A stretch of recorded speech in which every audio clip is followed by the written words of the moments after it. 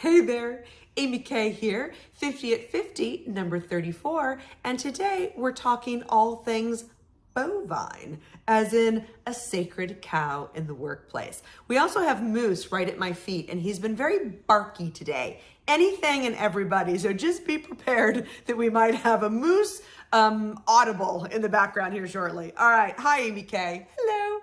I have a colleague who is a tyrant. She's also a sacred cow. Longtime friend of the CEO. Ooh, the plot thickens. A senior VP just quit because of her, and as I run HR, this is really frustrating for me. Yeah, I bet it is, and I actually get it, and I've been in environments where sacred cows exist, so I'm with you. I report to the CEO, and even though I've shared some concerns, he doesn't see how much of a nightmare she is. Maybe, maybe not. Any thoughts, any magical phrases? I could use your help and a big old bottle of wine. I get it, girl.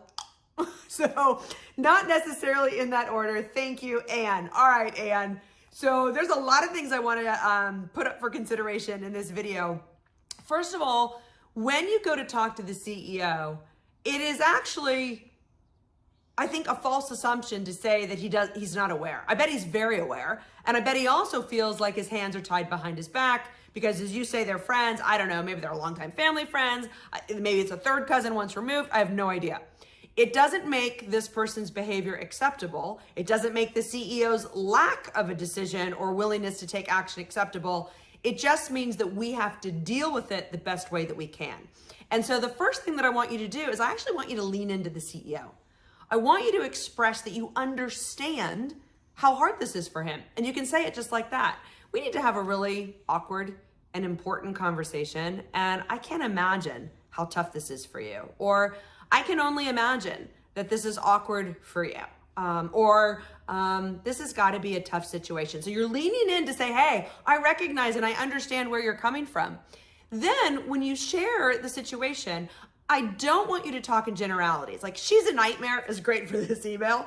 It's not when you're talking to him. And as your HR, I know you wouldn't do that anyway. But just for those of us that are listening, when we go in to talk to somebody about an awkward situation, we don't want to use superlatives and we don't want to exaggerate because that allows them to attack that comment and not deal with the real problem. So when we get very specific as when she did this or when she said this, this is what happened. This was the unintended consequence. This was the negative consequence. This was the impact it had. When she did or said this, we lost so-and-so. He quit over it because we've now got a culture that is, not responding to this or encouraging toxicity, and then he actually left. Whatever it is, I want you to get specific because if you talk in generalities, your CEO can dismiss it as, well, it's really not that bad. So we're going to go there. And then I have this magical phrase. You all have heard this before, but it's backing up to reset alignment. And it's the magical phrase, might we agree? Might we agree that there's been some unexpected consequences? Might we agree that she's having a greater impact than we originally anticipated? Or might we agree that this was an unfortunate outcome of something that she said or did? So really what you're doing is you're just aligning with the CEO to be like, am I totally crazy? Like, aren't we aligned? Like, don't we see this slightly similarly?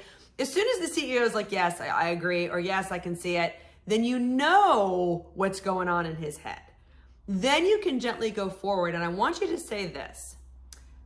How can I best support you in dealing with this so that it's good for her and it's good for the impact that it's having on the people?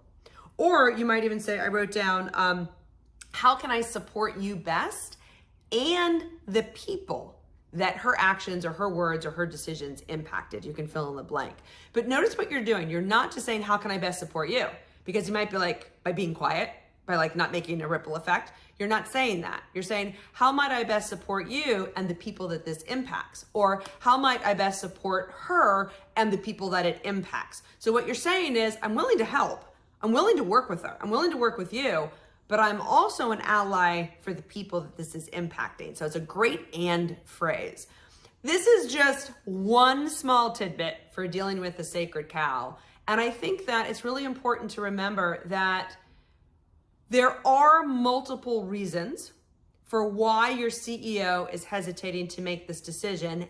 And you have a responsibility to the people, as does he, to the people that you two lead, to create a work environment that is supportive, that is mentally, physically and emotionally safe for the people who work there. And so that's going to be my final magical phrase. If you get a lot of pushback, if you get a lot of resistance from the CEO, I want you to just lean in first and say, hey, I'm sensing resistance or I'm sensing tension about this. Help me understand the resistance. And then say, might we agree that it's really important as a company that we create a safe environment for our people, physically, emotionally, mentally, and that this person is impacting our ability to do that. So again, how best can I support you in this awkward situation and the people that we've committed to create a safe environment for? From my heart to yours, and let me know how it goes. Hugs.